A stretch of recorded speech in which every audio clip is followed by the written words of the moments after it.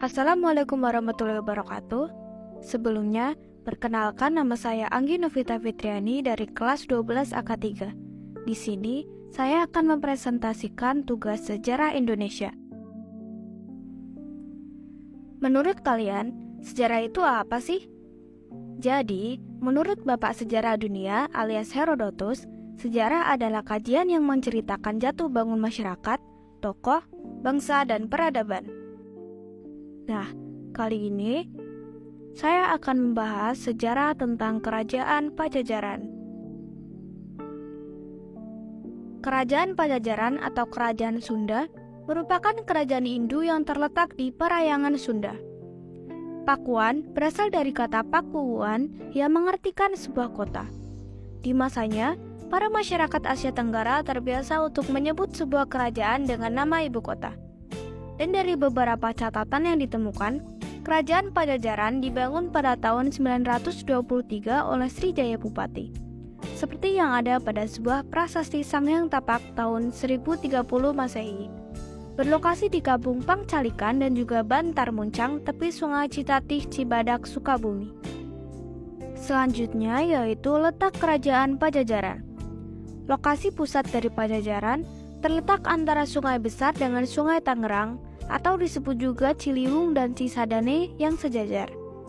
Lokasi Pakuan merupakan lahan dataran tinggi yang satu sisinya terbuka menghadap ke arah Gunung Pangrango. Tebing Ciliwung, Cisadane, dan Cipaku merupakan pelindung alamiah. Nah, kalian pengen tahu gak nih sejarah berdirinya Pajajaran? Jadi, setelah tahta Srijaya Bupati jatuh ke tangan Rahyang Niskalawastu Kencana dengan pusat kerajaan berada di Kawali. Pada 1475, kerajaan dipecah dua, yaitu Kerajaan Sunda yang diperintah Susuk Tunggal dan Kerajaan Galuh yang dipimpin Dewa Niskala. Pada 1478, kejatuhan Prabu Kertabumi atau Brawijaya V, Raja Majapahit, juga memengaruhi jalan sejarah di Jawa Barat. Kerabat Keraton Majapahit pun mengungsi hingga sampai di Kawali. Salah satunya adalah Raden Baribin yang diterima dengan baik oleh Prabu Dewa Niskala dan dijadikan menantunya. Selain itu, Prabu Dewa Niskala juga menikahi salah seorang pengungsi yang telah bertunangan.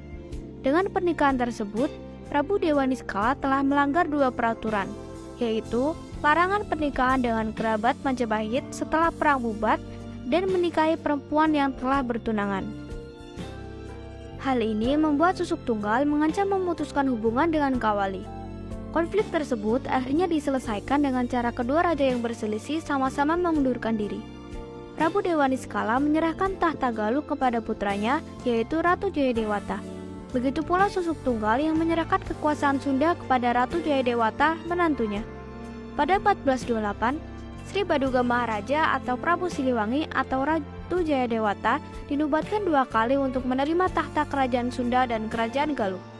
Periode terakhir Kerajaan Sunda dan Galuh bersatu ini kemudian dikenal sebagai periode Kerajaan Pajajaran dengan pusat pemerintahan kembali ke Pakuan Pajajaran. Selanjutnya, kita akan membahas kehidupan politik di Kerajaan Pajajaran. Selama pemerintahan, Kerajaan Pajajaran pernah dipimpin oleh 6 raja, yaitu Sri Baduga Maharaja, Surawisesa, Ratu Dewata, Ratu Sakti, Ratu Nilakendra. Mereka semua memerintah Kerajaan Pajajaran di Pakuan. Dan Ratu Nilakendra adalah raja terakhir yang meninggalkan wilayah Pakuan, sebab pada saat itu Kerajaan Pajajaran diserang oleh Sultan Hasanuddin. Yang keenam ada Raga Mulya. Setelah jatuhnya pemerintahan di Pakuan, Kerajaan Pajajaran mengalihkan pusat kekuasaannya di wilayah Pandeglang di Pandeglang. Pajajaran dipimpin oleh seorang raja bernama Raga Mulya, dan Raga Mulya ini merupakan raja terakhir di Kerajaan Pajajaran yang memerintah pada tahun 1567 sampai 1579 dan dikenal juga sebagai Prabu Surya Kencana. Lalu, kehidupan sosial budaya di Pajajaran.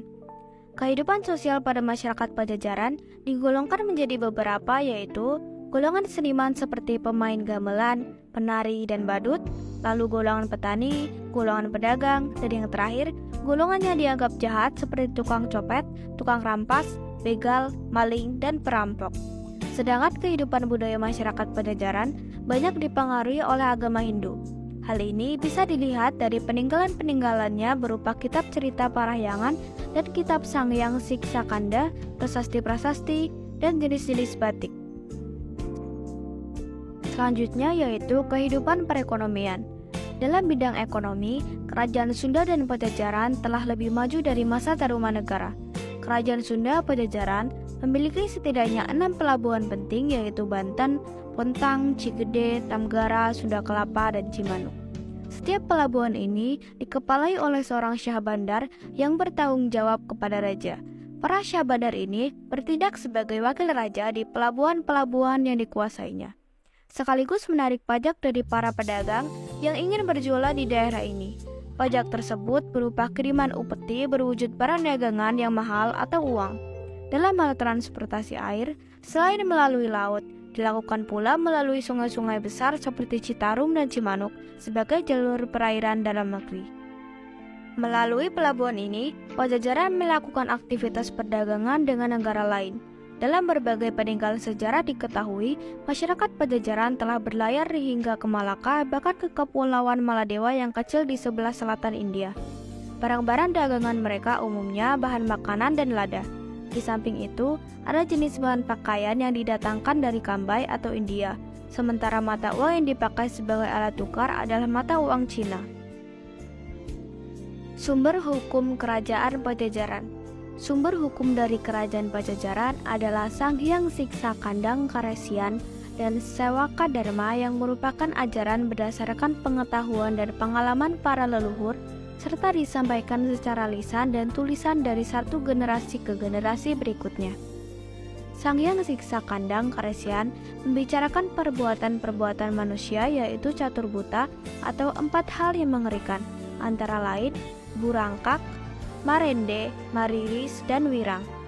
Sedangkan salah satu ajaran dari Sewaka Dharma pada abad ke-16 tertulis dalam bentuk puisi pada keropak 408 di bawah ini, yaitu ini kawi panyaraman, dikawihun ubarkeung, ngarana pangwarek dharma, ngawangun rasa sorangan, awakanan sang sisya, nuhuning Sewaka Dharma. Artinya, inilah kidung nasihat untuk dikawihkan sebagai obat rasa takut, namanya penggerak dharma, untuk membangun rasa pribadi untuk diamalkan sang siswa yang paham Sewaka Dharma. Kita sampai pada bagian masa kejayaan Kerajaan Pajajaran.